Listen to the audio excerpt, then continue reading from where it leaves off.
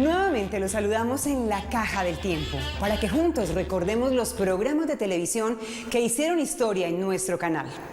Uno de ellos fue Ciudad Contada, en la cual, durante su paso por las calles y rincones de la ciudad, la directora Dora Patiño, en el año 99, realizó un capítulo denominado Medellín y sus barrios, de Boston a Manrique.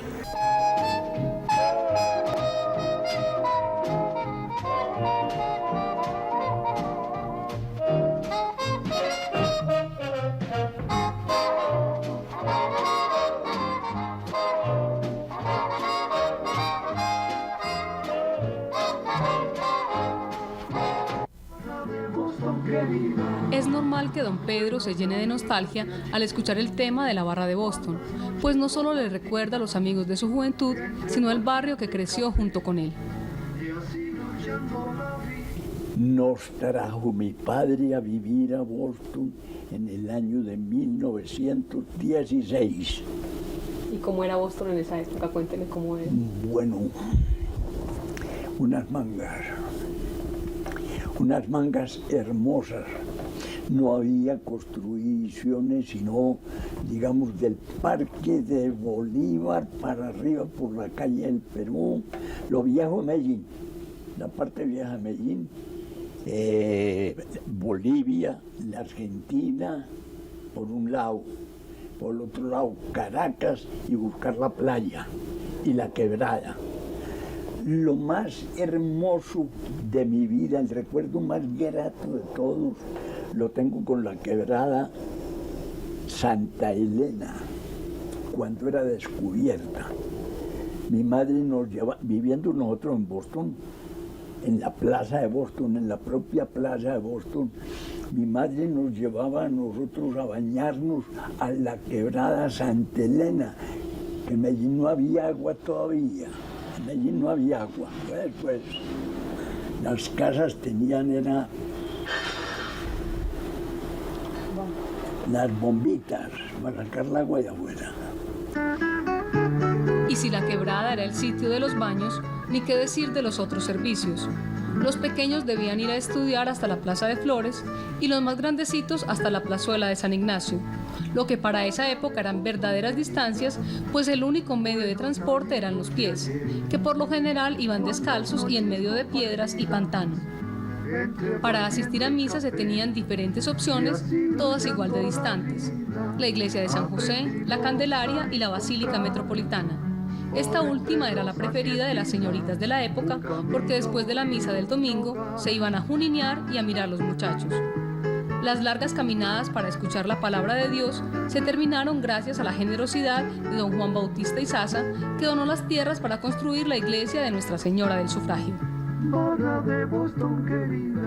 Cuando nosotros nos vinimos a vivir por aquí, la iglesia ya se veía un poquito la construcción, que a mí me llamaba mucho la atención porque trabajaban presos que traían del presidio con la cadena aquí de la cintura al tobillo, a trabajar con 2 o 3 albañilitos, que nada más pues era la iglesia. Y con la iglesia como eje central, ya el sector dejó de ser un lugar de casas dispersas y empezó a constituirse como barrio. Y como tal necesitaba un parque y un nombre, que nacieron casi al mismo tiempo. Un señor de los ricos de Boston había mandado a estudiar a uno de sus hijos a Boston, que se preparara. Y entonces el viejo regaló el terreno para la plaza de Boston, pero puso la condición, la ponen de Boston en recuerdo del hijo, que había muerto el hijo y había hecho los estudios allá. Con la iglesia llegaron los padres salesianos, que más tarde construyeron el colegio del Sufragio.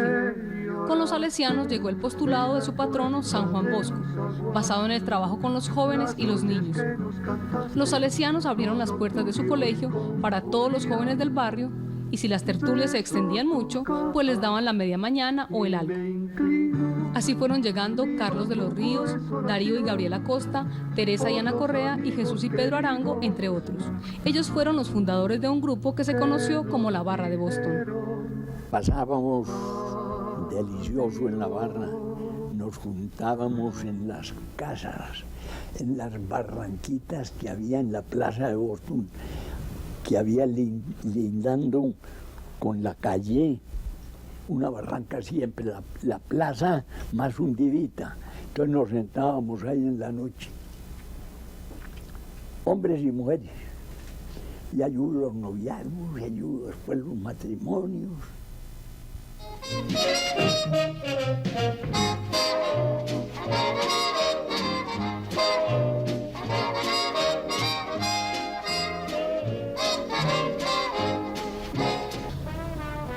En las primeras décadas de este siglo empezó a poblarse la zona nororiental de la ciudad, pero el crecimiento vertiginoso de sus laderas solo comenzó en la década de los 50. Las más empinadas mangas se fueron poblando de asentamientos por loteo o por invasión. Un caso excepcional lo vivió Villa del Socorro. En los años 60, la administración municipal, a través de la Fundación Casitas de la Providencia, decide erradicar las áreas tuguriales del centro de la ciudad y trasladar sus habitantes hacia lo que hoy se conoce como Villa del Socorro. Pero su crecimiento y su población no fue tan sencillo como lo cuenta la historia. Sus habitantes recuerdan que muchas veces tuvieron que defender sus terrenos a la fuerza. El padre Vicente Mejía fue uno de los primeros fundadores que hubo en Villa del Socorro. Era de las personas que si era necesario pelear con la fuerza pública, si era necesario pelear con el Estado y con quien fuera, inclusive con el pormenor de que si tenía que llegar a darse golpes con ellos, llegaba y le ponía la mano a cualesquiera de ellos para evitar que las familias que empezaron a fundar este sector fueran desplazados arbitrariamente del sector. El gobierno compró los terrenos a una comunidad religiosa y así, lo que hasta mediados de siglo fue un claustro de monjas, dio paso a las 4.000 viviendas que dieron su origen a Villa del Socorro. Cada casa costó 17.000 pesos y los compradores, además de una vivienda digna, recibieron una mesa de madera y una cama. Un buen plante para empezar una nueva vida. Pero como una serie de casas, por sí sola, no conforma un barrio, los nuevos habitantes se agruparon para solucionar las necesidades iniciales. Ellos mismos trabajaron en la construcción de escuelas, templos y vías. Y en la parte de las vías sí que se nota el ingenio popular. Los habitantes decidieron no pelear con el escarpado terreno, sino sacarle el mejor partido, y así la vía principal está construida en forma de S. La subida al barrio empieza en la calle, que se convierte en carrera y está en, bueno, como lo permite el ascenso. Pero los códigos de sentido común no terminan ahí. En Villa del Socorro, cuando las curvas son demasiado cerradas, los carros van por la izquierda, porque de lo contrario sería imposible subirlas. Son peculiaridades que a primera vista sorprenden, pero que después de estar un rato en el barrio llegan a maravillar. El Villa del Socorro es un sector que tiene grandes características y de pronto dentro de esas es muy notable cómo la gente llega a él y sin conocerlo, cuando se paran acá, cuando conocen su estructura y su forma de trabajo, generalmente la gente se enamora de Villa del Socorro. Es realmente fácil enamorarse de un barrio que respira sencillez y que conserva el sentido de trabajo grupal heredado de sus abuelos. Un lugar en el que la vida está representada en cientos de pequeños que parecen brotar de cada esquina y que se esconden detrás de una paleta de agua o se pierden en la velocidad de una bicicleta sin más frenos que sus tenis viejos. Sin ideal que realizar.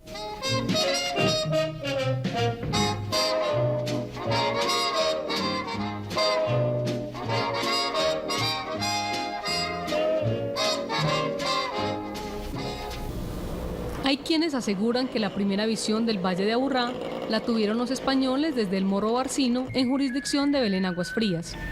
Eso da cuenta de la importancia del sector más grande de la ciudad, que en la actualidad cuenta con 36 barrios. Belén, como tal, se desarrolló en las primeras décadas de este siglo de manera independiente del resto de la ciudad. Su desarrollo fue autónomo debido a que la aristocracia y las personas que tomaban las decisiones estaban al otro lado del río Medellín, un río que creaba verdaderas barreras. En un principio el lugar fue poblado por personas provenientes básicamente del suroeste antioqueño. Eran comunes apellidos como Jaramillo, Vélez, Restrepo, Escobar y Carmona. Mucha gente que vino a poblar esta parte de Belén fue de la zona nororiental de la ciudad. Lo que pasa es que cuando se canalizó el río Medellín, se le dio mucha vida a toda la parte occidental. Y más, cuando el maestro Pedronel Gómez hizo los primeros planos de la Universidad Pontificia Bolivariana y a la vez diseñó lo que conocemos como el barrio Laureles, entonces la gente todavía con más gusto se vino para acá. Y la zona nororiental fue perdiendo ese auge y mucha gente se fue ubicando en este sector de la ciudad. Alrededor del parque fueron surgiendo una serie de sectores. El primero fue Belén Granada, muy famoso porque allí quedaba la fábrica de cigarrillos 108. Así fueron surgiendo Miravalle, San Bernardo y La Gloria. Además se incorporaron sectores tradicionales como El Rincón. Aunque se conocía siempre como El Rincón, la gente, pues para no quedar muy fuera de lo que se llamara Belén, le antepusieron el nombre de Belén Rincón. Pero Belén Rincón es una pequeña ciudad dentro de Belén, ellos tienen su propio cementerio, allá existían alambiques, existieron asentamientos indígenas, inclusive hay nombres como el ñeque, es una palabra indígena y es un sector de gran vida y gran vitalidad en Belén Rincón. También existían los tejares,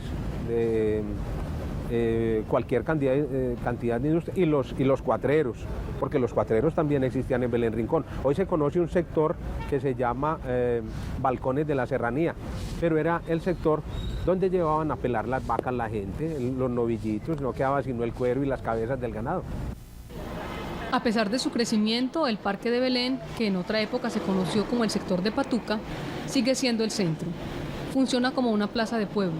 No solo es un referente, sino un sitio de encuentros. Realmente Belén es una ciudad dentro de la ciudad. Aquí no le falta nada. Aquí muchas veces hay gente que usted puede hablar con ellos y le dicen que no han ido al centro en muchos años porque no necesitan. Aquí hay todo, las corporaciones de ahorro, los almacenes de cadena, tienen hasta la misma plaza, tienen cualquier cantidad de situaciones. Ahora, ¿por qué viven tantos estratos diferentes? Porque hay para todo el mundo, aquí cabemos todo el mundo, aquí cabemos desde los más pobres hasta los más pudientes. Y por eso se habla de la Loma de los Bernal, como se habla de las Violetas, como se habla de Belén Las Mercedes, como se habla de Malibú, se habla de Alameda, como también se puede hablar de Aguas Frías. Tenemos una parte rural y tenemos parte de ciudad. Belén es un todo y realmente con ese nombre quedó como bendecida, ¿no? Una de las bendiciones que dicen tener los habitantes de Belén es vivir en un lugar plano en medio de una ciudad llena de montañas.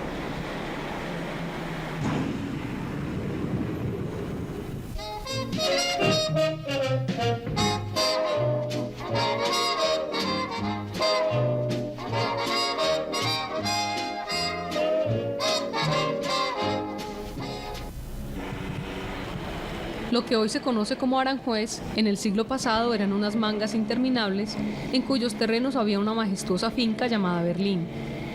Esta finca fue comprada por don José Manuel Álvarez Carrasquilla, quien la parceló y la vendió a personas que empezaron a hacer el barrio con el modelo de autoconstrucción. Así, el barrio Berlín nació como un sector básicamente obrero. Pero mientras crecía Berlín, en la cabeza de don José Manuel nacía la idea de crear un barrio con todas las comodidades de la aristocracia. Para hacer realidad su sueño, no se le ocurrió nada mejor que emular a Aranjuez en España. En los límites con Campo Valdés nació un barrio de casas de 2 plantas, con baños de inmersión, caballerizas y patios interiores. Él a todas y cada una de las calles le puso nombres de España. Le puso Tormes, Zaragoza, Cartagena, Teruel, en fin, todos los nombres españoles únicamente a ese barrio. No tocó lo que hablamos en un principio de Berlín, no. Los dos sectores nacieron y crecieron de forma independiente. En Aranjuez vivían familias prestantes como los Bedut, los Longas y los Gómez. Berlín, por su parte, siguió con sus habitantes obreros y con su nombre alemán. Después de la Segunda Guerra Mundial, el Consejo de Medellín pensó que ese nombre era algo así como una apología del horror nazi. En desagravio propuso que el barrio se llamara Lídice, nombre de un pueblo bombardeado por los alemanes. Pero ese nombre no caló en el gusto de sus habitantes, quienes decidieron que Lídice solo sería el nombre de la calle 92 y el de algunos establecimientos comerciales.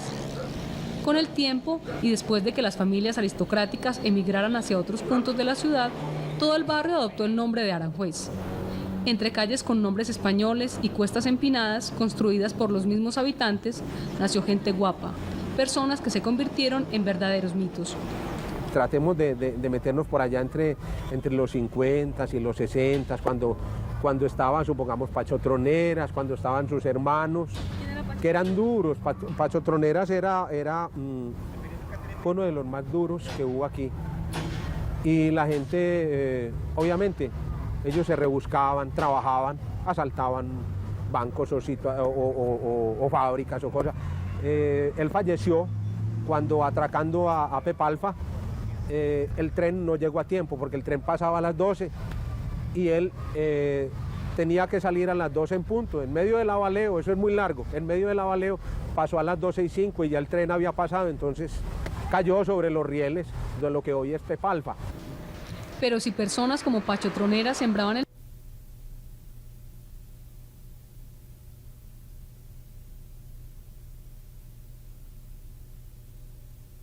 lugares de juego y prostíbulos. Esos lugares hicieron las delicias de los señores y les dieron más de un disgusto a las señoras. Cuando venía el tranvía, la persona que vivía aquí tenía que pasar primero por el Fundungo, después pasaba por aquí por el hospital, por Lovaina, después pasaba por la Cuna Roja, después pasaba por la curva del Bosque, después pasaba por Rizaloca, y para acabar de ajustar la entrada a Las Camelias. Entonces el marido que no se quedaba en una de esas partes quedaba en Las Camelias y no llegaba a la casa. Pero hoy, igual que ayer, el principal encanto de Aranjuez está en la sencillez y amabilidad de su gente.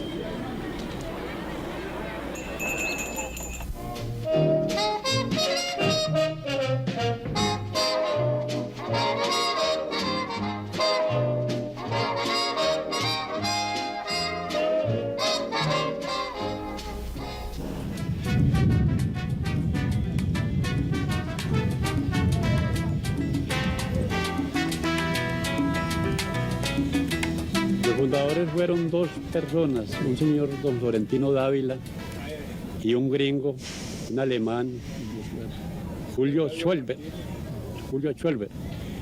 Y don Octavio Martínez era un yerno de don Florentino Dávila, quien pues, tenía también terrenos acá en el barrio y también le colaboró mucho en la urbanización del barrio a don Florentino Dávila, que era dueño de esta quebrada hacia allá. Y don Julio era dueño de esta parte hacia acá, hasta abajo, hasta la feria. Julio Schwelber, un extranjero. Eso ya murieron. Esos fueron los fundadores.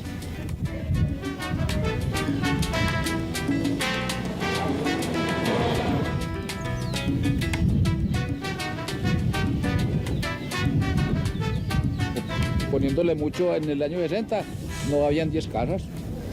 No había nada. Tenía un señor Martínez, ¿cómo es que llamaba? Octavio. Un dinamito por allí, quedaba unos foquitos hasta por allí. A mí no me alcanzaba aquí. Nada, tenemos que hacer un hueco para sacar la agüita para el consumo y cocinar con carbón de veta y petróleo, desde por allá arriba y de por allá abajo, todo así.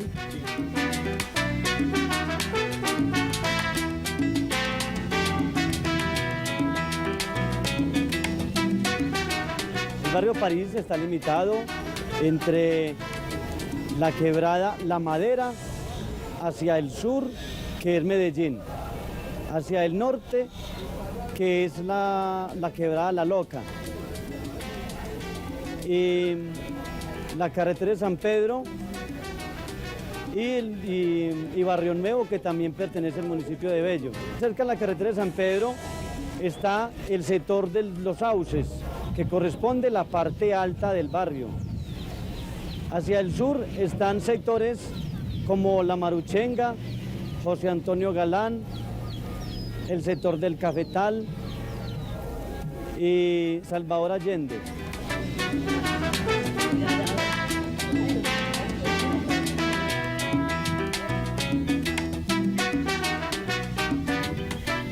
La carretera para entrar aquí al barrio era un enrielado. Yo recuerdo muy bien que nosotros, en el camión que nos traía del municipio de Eveji, el papá mío tenía que bajarle con un machete, abrirle el espacio al carro para poder subir.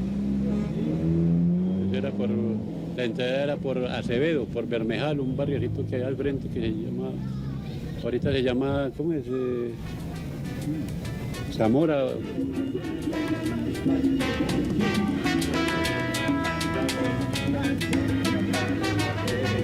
Claro, fue un tiempo muy bravo de violencia, ¿sí? Pero eso se fue acabando, se acabó. Y siguió el barrio bueno, hasta que gracias a Dios todo está bien. Yo veo este barrio, yo si quieren que le digan, yo veo este barrio mejor que cualquier barrio aquí en Medellín.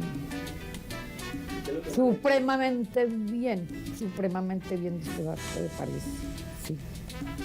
Nos tocó vivir algunos años muy fuertes de violencia, en los cuales muchos familiares, amigos, cayeron en eso. Pero gracias al compromiso de las administraciones que han pasado por Bello, de los líderes que han trabajado en nuestro barrio y el compromiso que han tenido inclusive los mismos jóvenes que estuvieron metidos en este problema, ahora hemos empezado pues una década de convivencia, ya en paz. Todo el mundo le apuesta a la vida mientras duerme la ciudad.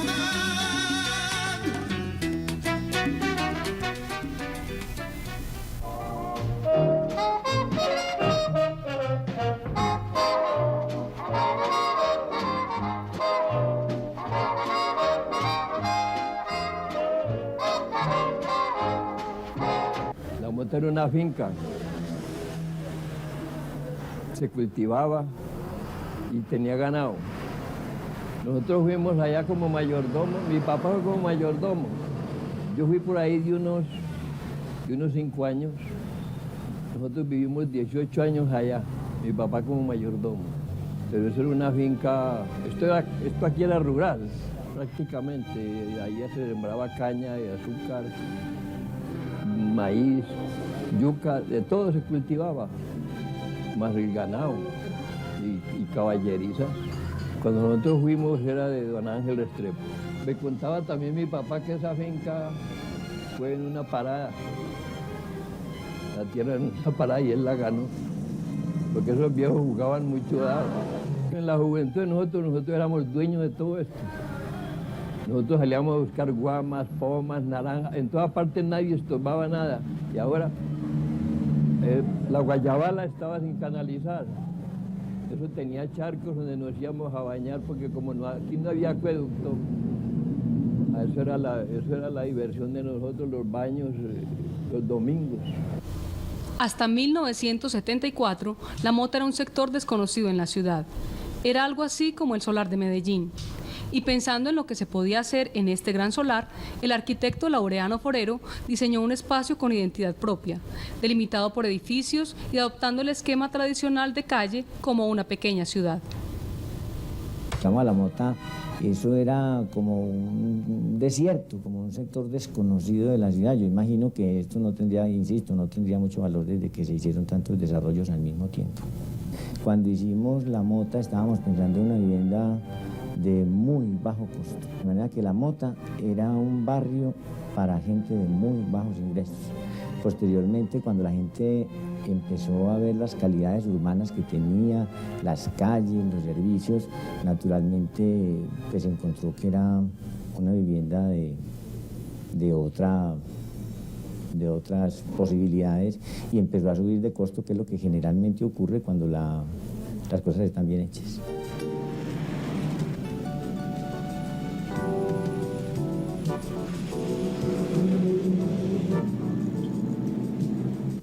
Mota se volvió un barrio porque es quizás una de las pocas intervenciones que se ha hecho en la ciudad que ha imitado a la ciudad, es decir, ha permitido que se parezca a la ciudad. Es porque tiene calles, es porque tiene comercio, es porque tiene plazuelas, es porque tiene pues todo aquello que hace un contexto, una estructura que a la gente le permite vivir amablemente. En 1981 comenzó la construcción de lo que hoy es La Mota.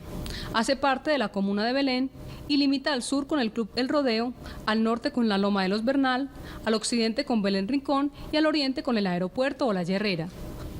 Hoy posee 2.540 viviendas, 1.332 habitantes y 90 manzanas. La gente se va a caminar allá a ese centro, a comprar sus helados, a dar vueltas. Pues es como un parche bueno, allá el centro comercial de La Mota. En La Mota hay gimnasio, el centro comercial, guardería, de todo. Delicioso, yo vivo muy feliz. Que acá pues, uno en el barrio consigue todo, encuentra todo y el ambiente es muy bacano el ambiente. Para los antiguos habitantes, los buenos momentos se quedaron solo en grandes recuerdos. El bajar a bañarse en los charcos y coger pomas en la hacienda La Mota. Ya solo se limita a caminar por la quebrada La Guayabala y guardar sombra en los árboles Casco de Vaca y las araucarias. Porque para los nuevos habitantes, este es un espacio donde se puede disfrutar no solo de la naturaleza, sino de la música, el comercio y los buenos amigos a solo pocos pasos de su casa.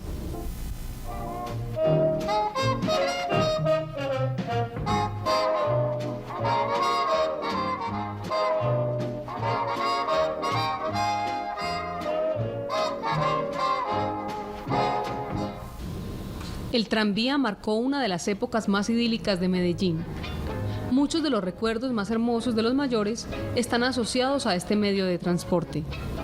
La última estación del tranvía quedaba en la calle 78 con la carrera 45. Sí, la tradicional vía del barrio Manrique. Eso da cuenta de lo tradicional de este barrio, que para muchos es algo así como el santuario de Gardel. Alrededor de este barrio han nacido toda clase de exageraciones y estigmas, pero solo quien ha vivido a Manrique puede definir a uno de los barrios más tradicionales de Medellín. El dueño de esta finca se llamaba Los Coes. Entonces el dueño se enfermó. Entonces tuvieron que traer un doctor de Alemania. Y el doctor que vino de Alemania, el apellido era Manrique, que vino a recetarle al dueño de todo esto. Entonces por eso pusieron Manrique todo esto. Manrique es algo así como el balcón del centro de Medellín. Esto por su cercanía, por su ubicación. Pero hace unos años todo parecía más lejano. Las distancias eran creadas por las malas condiciones de las vías. Manrique nació en medio de un pantanero, todas las calles un poco de piedras, nada de caminos, calles nada. En las primeras décadas de este siglo, las mangas en Manrique parecían eternas. Nacían en los solares de las casas y se extendían hasta los límites del río Medellín o hasta Aranjuez. Pero entre mangas, caminos empedrados o asfalto, hay algo que este barrio ha conservado, el amor por el tango. Era un barrio calmado y en cada esquina había un sitio de tango y un sitio de... Los diciembres era pues con todos los salones los arreglaban, le ponían matas de plátano, las que ríen al piso y todo el mundo, eso ya no se ve. Y había muchas, lo que había eran peleas así a lo que llamaban a los guarapazos, a los puños era que llamaban en ese tiempo, que peleamos, la barra, había una barra aquí, otra el 82, otra el 84, la barra de Perlita, se llamaban allá abajo. Hoy, como ayer, sus calles llenas de vida, de niños en patines pegados a los buses, suenan a tango. Aún hay lugares como el Bar Alaska, donde los viejos, los amantes de la música porteña, se reúnen diariamente a rendirle culto al tango. Es tal la admiración por este ritmo que muchos pierden el límite entre la ficción y la realidad. Todos los días doña Marta recuerda la última vez que vio a su ídolo, Carlos Gardel. Yo iba en el avión con él el día que se pasó. En un momento en que Medellín pierde la noción de barrio y que lo comunitario queda truncado por las mallas de las urbanizaciones, Manrique conserva esa vida barrial que a veces llega a confundirse con un pueblo, pues allí todo el mundo se conoce y, como dicen sus habitantes, en la 45, que es algo así como su plaza, todo se consigue sin necesidad de bajar al centro.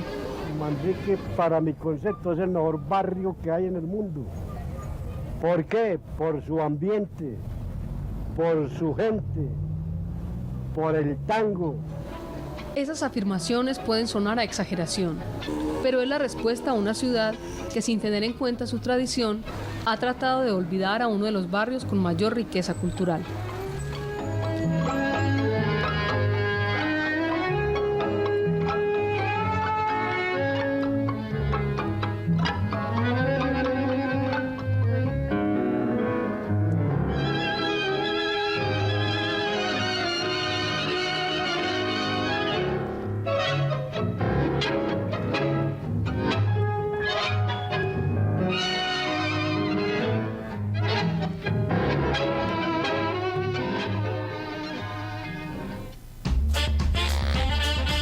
Por hoy, nuestra Caja del Tiempo regresa al año 2020. La invitación es a recorrer otras historias del pasado que fueron registradas por nuestro canal durante más de 2 décadas. Hasta pronto.